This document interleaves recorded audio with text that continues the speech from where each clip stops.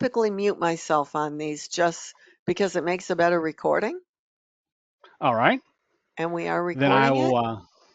But I'll be right here, so if Excellent. you need me for anything. Thank you so much. All right. So thank you so much for allowing me to be here. I'm going to run through a few things pretty quickly. I'm going to skip the about. If you care to see it, I'm starting with the assumption that there's at least a base knowledge of what plan giving is. If you don't have that knowledge of what plan giving is and why it's important, we'll touch on a little bit, but there's actually a free training on our website, so you can go and get a plan giving 101 overview. So if you need that, feel free to do that.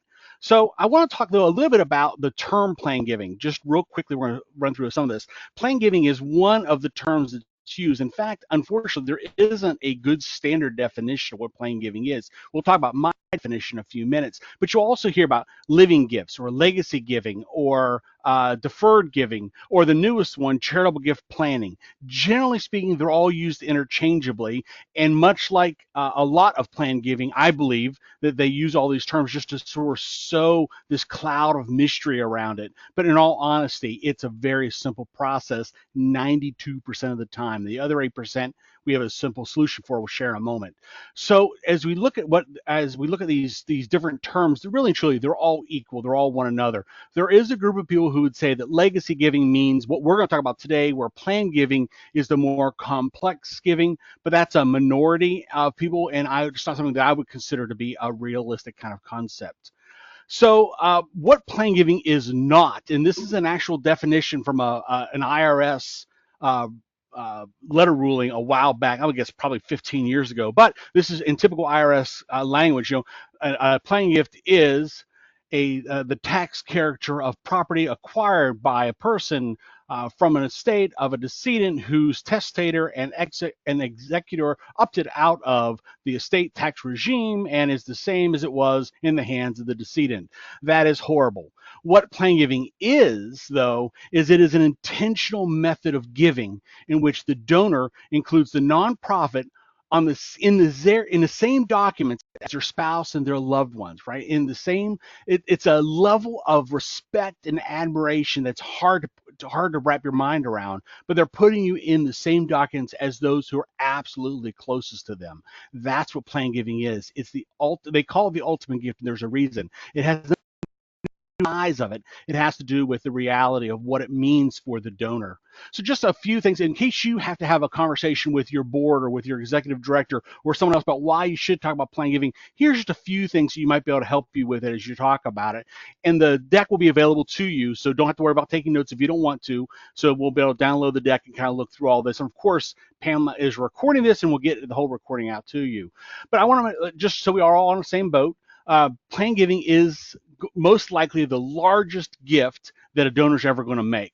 And the part of that is because they're making it out of their estate or out of their net worth rather than out of their general operating income or their disposable income.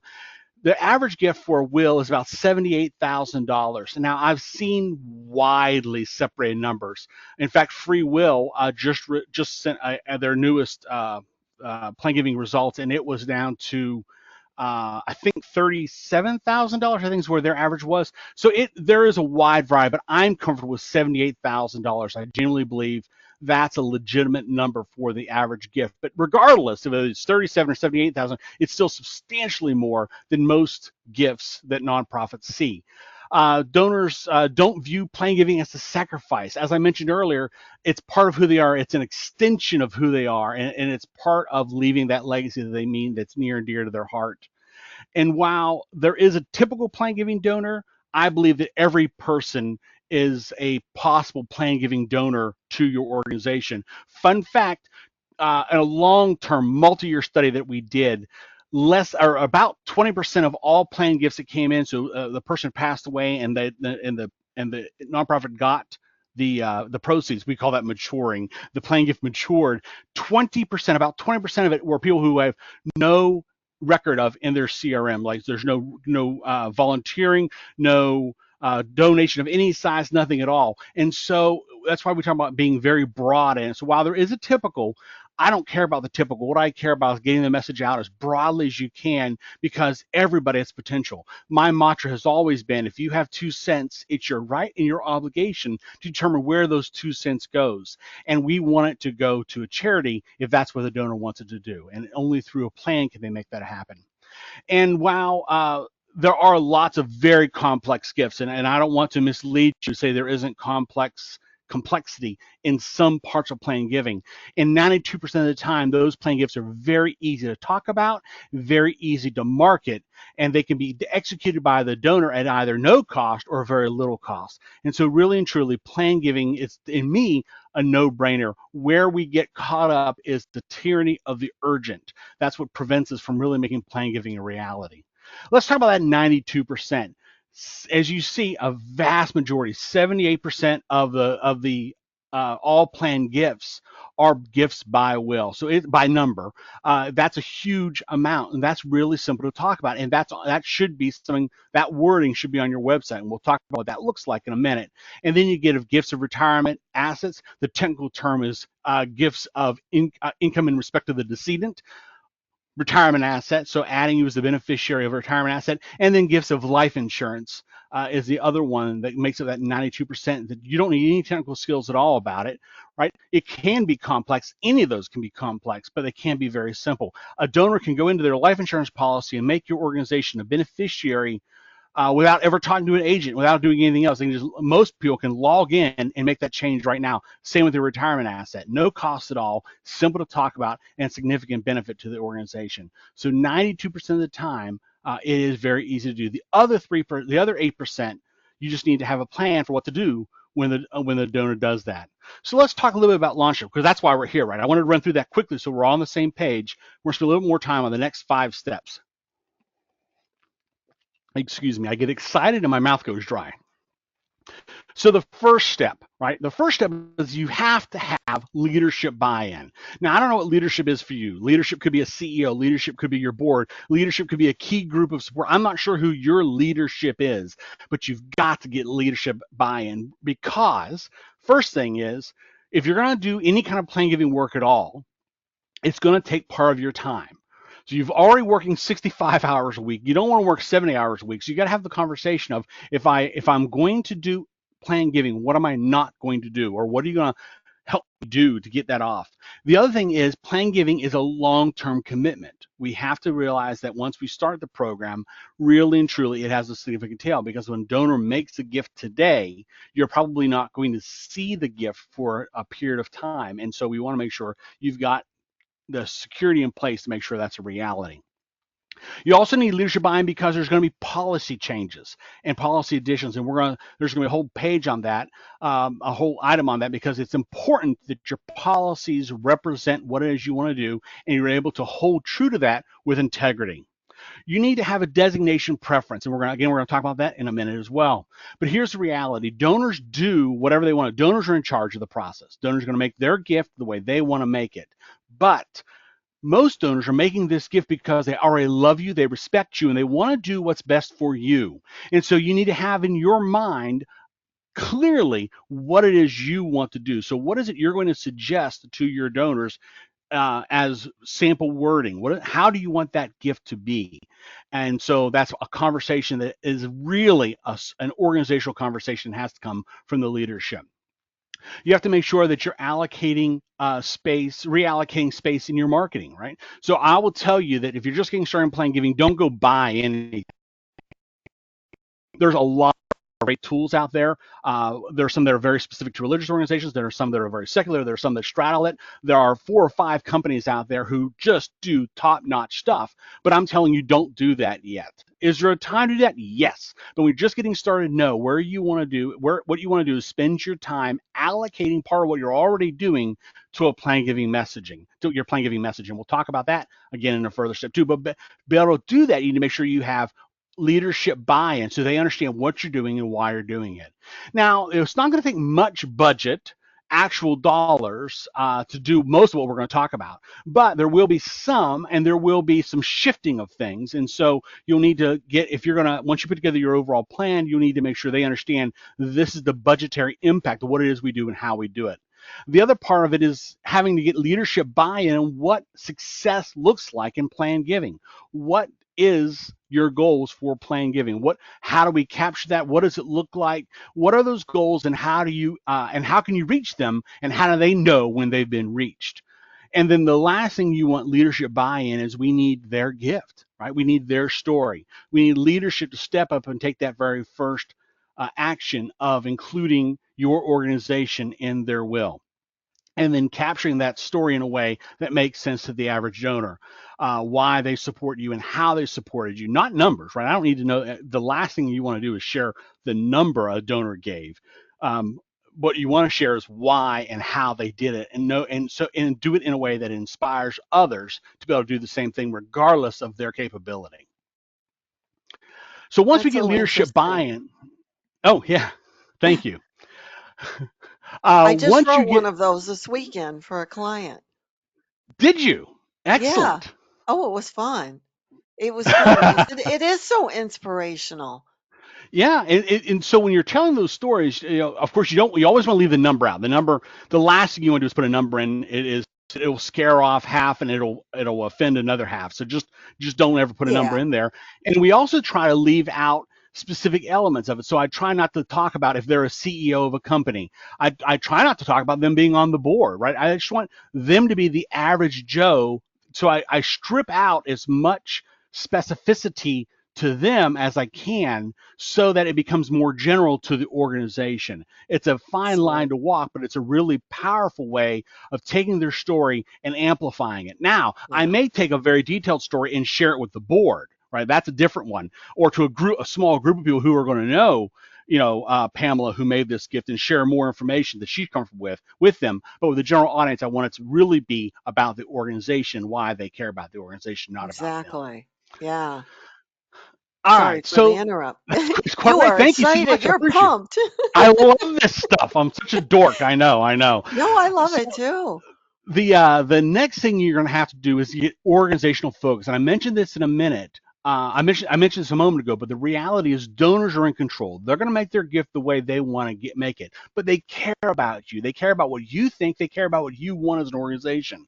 And so having your wording set, how you want planned gifts to be used, will be hugely important in your marketing and in your conversations. If you just say, will you leave my XYZ organization in your will? Great. But if I help them do it, they can see an end, right? So all we want to do is we want to remove every obstacle we can to them making the action we want them to make. A confused mind says no, and so we want to make sure we give them every opportunity to say yes. I'm recommending both a primary and a secondary. One typically is general, one typically is specific. So I'll give you a couple of examples. I'm a big believer in planned giving going to build endowments. You shouldn't be budget. Well, I don't believe you should be budgeting. There are organizations who have a significant budget line for wills, but unless you know somebody who can take care of those things, it's a scary thing to budget. So I don't ever recommend budgeting plan giving proceeds into your budget, but that's a different conversation. So I would say, the suggested wording that might be out there is we give 5% of our estate to XYZ charity to be added to the name of your endowment, the XYZ future proof endowment, whatever your name of your endowment is. So that's your primary. That's what you're going to be talking about all of the time. That's what you're going to be hitting out in social media. That's what you're going to be talking about in your newsletters. That's what we're going to be talking about on the back of your thank you slips. Everything you're going to do, you're going to use that primary language. Occasionally, you're going to slip in secondary language. And secondary language is where you're not going to go to a specific program, not to a specific thing like an endowment or general operating, but to a specific program. But with that, you need to make sure you do it in a way that the only way that program will go away is if your organization goes away. So you don't want it to be this rogue program that's like on the fringe of what it is you're doing. You want to make sure you're sticking to your very core program. So if you run a feeding program for shut-in senior citizens, Pamela and I were just talking about this. So if you run a sort of like a Meals on Wheels type program, and that's your primary focus, then your wording might be, I give 5% of my estate to XYZ charity to ensure meals are generated, or they can provide the meals for seniors, right? So giving a program element of it and an outcome of it is another option, but that's rare. We try to keep gifts as undesignated as possible because that helps us as an organization. But donors always do what they want to do. Some are going to want programs, and others are going to want endowments. And so it's just a matter of that conversation as you're talking with them. But having a primary and a secondary, particularly in two different areas, using that, once you hammer out what it is you want to go to, hammer out the language. So this isn't a bullet point, but I'll tell you, almost uniformly, and certainly preponderance from a numerical standpoint and from a financial standpoint, pushing a percent of a state versus a single amount will almost always get the nonprofit additional money. What we find is donors typically have a very low feeling or belief in what the value of their overall estate is. They underestimate what they're worth. So asking for a percentage, they may give you a percentage that's the same as, in their mind, $15,000 or $25,000, but in reality, when push comes to shove, that's actually going to be $35,000 or $40,000. So I always encourage nonprofits, have your sample wording, your wording that you're going to use most, as a percentage rather than as a flat amount. They can very easily make the conversion if they want to. That's not hard at all hard for the person to conceive. But using the percentage, they may be harder for them to make the jump from fixed dollar to percentage than it would be to go from percentage to fixed dollar. So make sure that you are using that specific Oh, wording and being very clever in how you do that. that's the first time I've heard that. That's It fascinating, is Chris. a very interesting reality. I mean, there are exceptions, right? There are people who go into nursing homes and they spend their entire estate, and you wouldn't have gotten the $10,000 anyway, right? So it doesn't really matter. And the last thing I want to do is have ticked off family, so that's not a problem at all in my book. Um, so yeah, the percentage will almost always come out ahead. So I always recommend that because they can wrap their mind around a percentage and they know they have a number in their head. It's just a matter of whether that's in reality, and almost always it's lower than what it really is. Um, so they say in marketing you got to tell 7 times, 12 times, depending on your marketing view, before they get it. If you're telling a story, you as the one telling the story get tired of telling the story, and you believe everybody else is tired of telling the story, I can promise you this: the vast majority of people did not hear your story the 235 times you've already told it. Right. So be consistent and long term with the language you use. You may use it slightly different. So you may twist how and where you're using it, but you're using the exact same language. We encourage you to give 5% of your estate to XYZ charity. Here's the wording. Would you consider the leaving XYZ charity in your will? Here's the wording, kind of thing. You'll notice, by the way, that I'm not saying plan giving. I think I talked about this in a marketing phase, but I'll jump ahead. You notice I'm not saying plan giving. Plan giving is inside jargon. We started this conversation with there's already a bunch of words that confuse people. Plan giving is another one. So we don't ever talk about that. Regardless of the type of gift we're going to go to ultimately, our marketing, I would encourage you to always, always, always, always focus on gift by will. Almost everybody knows what a will is. Almost everybody knows they need to have a will. Very few people, even millionaires I've worked with, will say they don't have an estate. Well, of course they have an estate. They're just a language. It's a language that doesn't work with them. They either are too humble, or they don't understand this estate, or it means something different in their mind. So we always talk about gift by will. And as you have the conversation, it may evolve to life insurance, or it may evolve to an IRA or a trust, right? But you're starting it with gift by will because they can understand that. Even those who want the complex gifts understand what a will is, and they know they need to get to the point of it. So always, always, always gift by will. Be consistent in your use. And the last part is make sure that once you determine your organizational focus, you back it up with policy. So in your gift acceptance policy, which is the next slide, you have in there, if a will comes in and says this is what the organization is going to do. So if they say it's going to go to the endowment, then 100% is going to go to the endowment. If they say it's going to come into a particular program, 100% is going to go. Whatever language you're going to use that language, put that language in your policy specifically, and specifically delineate what it is you're going to do. That does two things. One is it ensures your donor that you know what you're talking about and that you will do what you say you're going to do when they're no longer there to support it. And the other thing it does is it helps you understand exactly what you can talk to your donor about, so you don't have any concerns. So you don't have to worry about it. You can say, I know I can safely tell my donors this, and this is what's going to, and that's what's going to happen. If a donor comes up to you with a different plan of what they want to do, then that is another thing you have to account for. So that needs to be adjusted in your policy as well. So you need to make sure you align your policy with what it is you want to accomplish in your plan giving program. I will tell you, plug, the end of this month, 7 a.m., we have a seminar coming up that talks about plan giving policy. It's all about how to build a plan giving policy with integrity. And it talks about the three ways and three reasons why nonprofits should be changing their policy and as they move on. One is a gift has come in and they need to change it.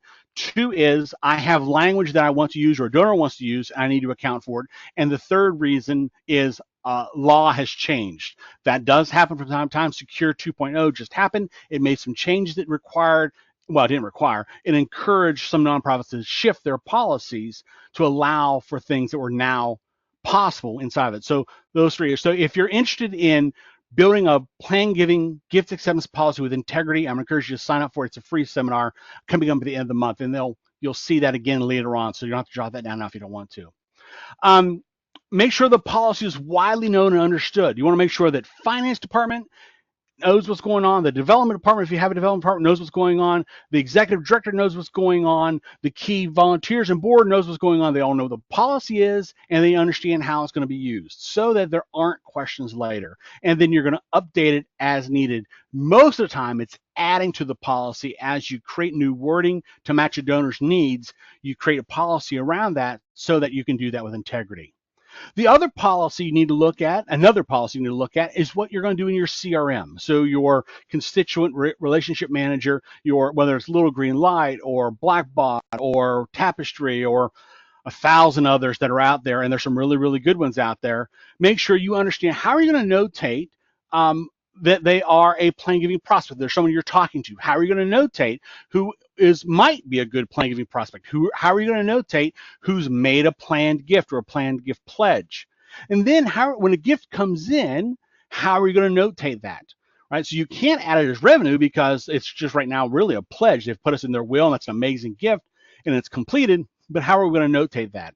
And so walking through with whoever has the best knowledge of your CRM, saying, how are we going to do this so that if the board wants to know who are plan giving, how many plan giving prospects do we have, who's in the pipeline, what are the plan giving gifts that we've already confirmed, all that kind of information you can do whenever you take time to notate out and write your procedures around how are you going to track this and do this so that you have that forethought in mind. And it's okay to start and add as you get new things. So don't worry about it. You don't have to do it all right now. Just say, okay, here's what I know I need. I know I need who are my plan giving prospects and who are my plan giving donors. That I need to know right now. And from there, I can add on as things come in. But know that you've got to do that and create policy around that so everyone knows what to expect and everybody knows what to do. And then the last one I'll talk about, and this ties into goals, is how are you going to credit a gift? How's an organization going to note a gift? So if I say I've left your organization in my will, but I'm disinclined to tell you the amount, how are you going to note that? What are you going to do? Organizations do all kinds of things. Some people put it in at $1. Some people put it in as $1.23, 1, 2, 3. Some people put it in as a zero, which depends on your system, may not allow you to do it. Some people put it in as a pledge. Some people put it in as a gift. There's lots of systems, but how are you going to do that? And then what are you going to, if you track credit and you have goals and you have a plan giving donor, what's going to be required for you to count that towards your goals? What is it going to have to look like? Are they going to have to sign a document? I strongly urge you not doing that. I strongly urge you as you're getting started, not to require donors to sign anything saying they've made a planned gift. It's just off-putting and very awkward. So I would but if that's what the CEO wants, if you can't talk them out of it, that may be what you have to do. Is it simply a matter of to confirm a gift? My favorite tool is to confirm a gift. I've done the relationship. CEO, you're going to send a letter thanking them, specifying it out. And you're going to send it, right?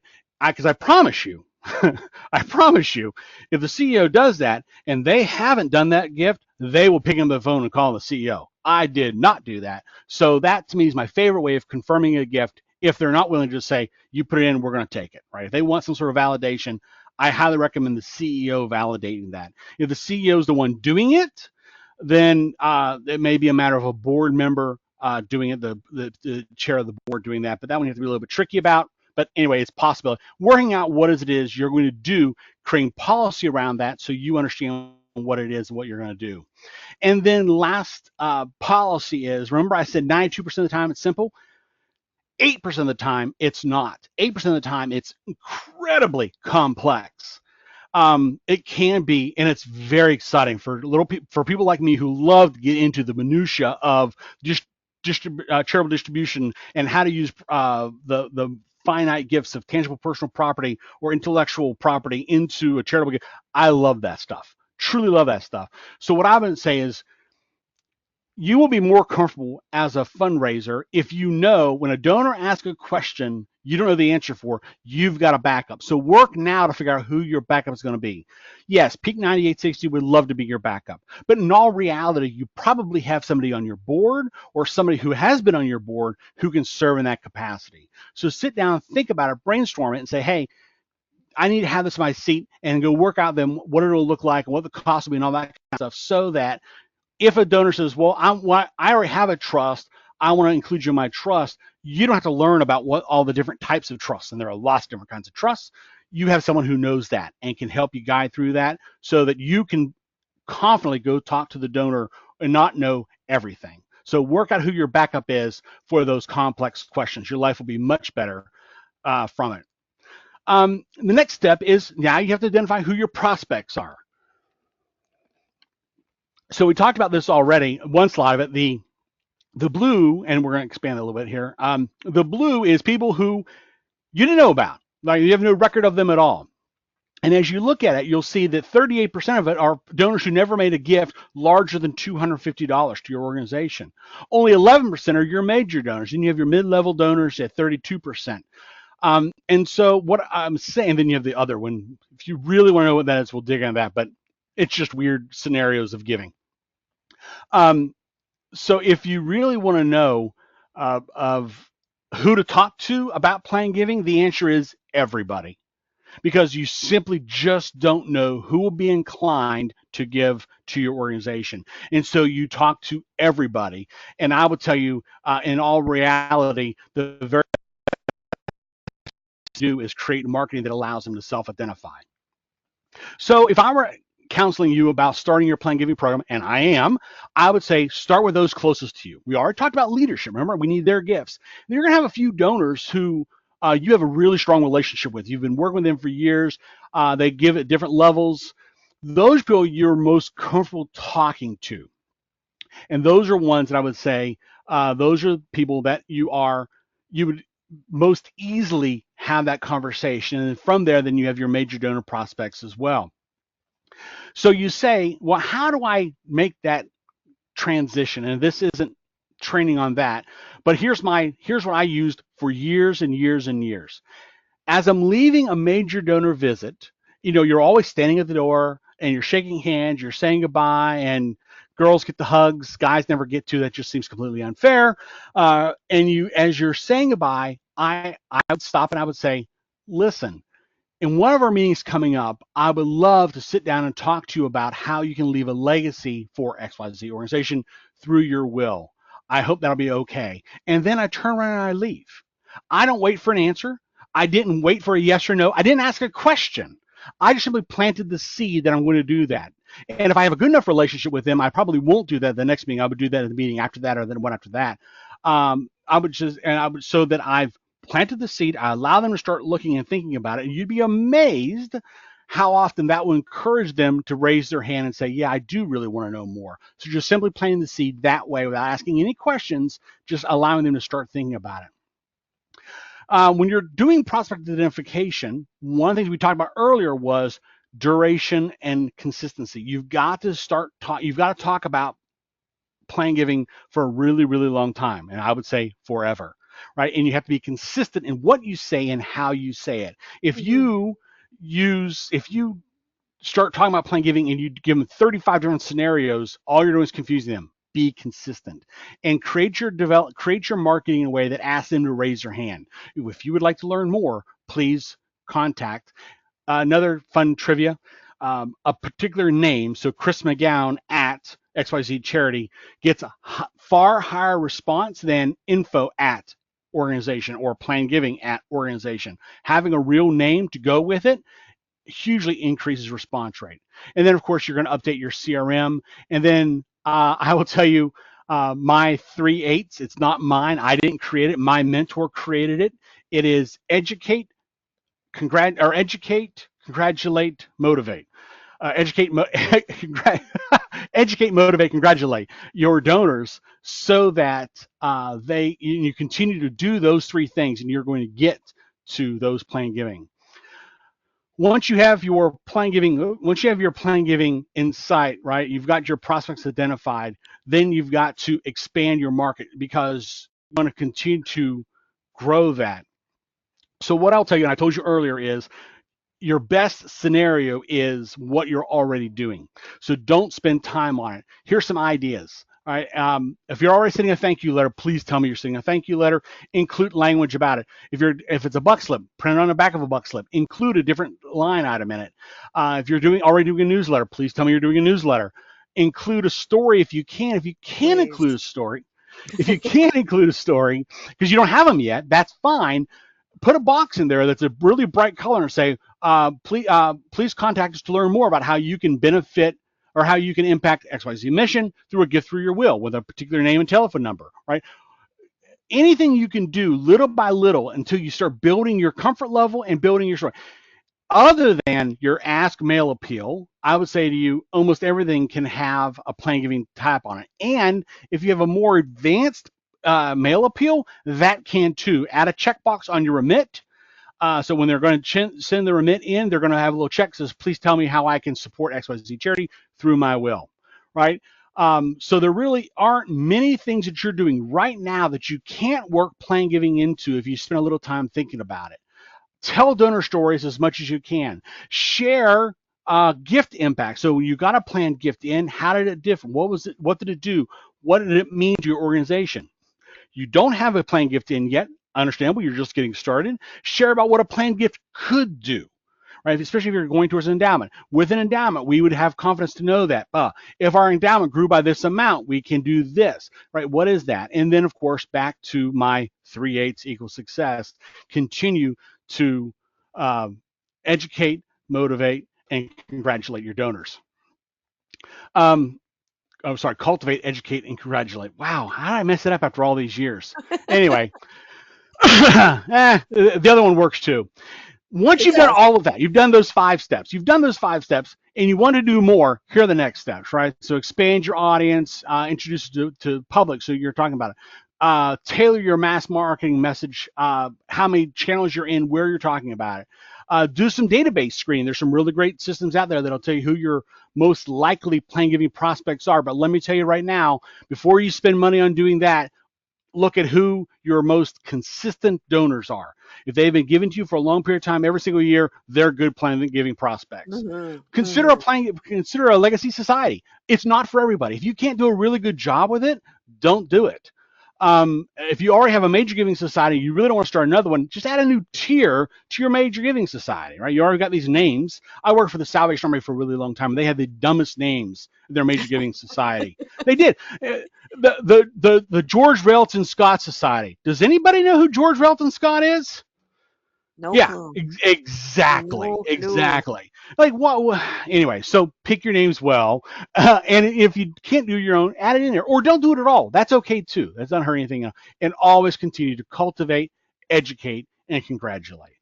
If with that you will have success. I'm confident. I've seen it time and time It's that again. consistency. It's that consistency. It's that planting the seed over and over and over again. Yeah. And like Chris and I were talking right before he started about my very first client was kind of a nightmare because we had a founder's syndrome issue.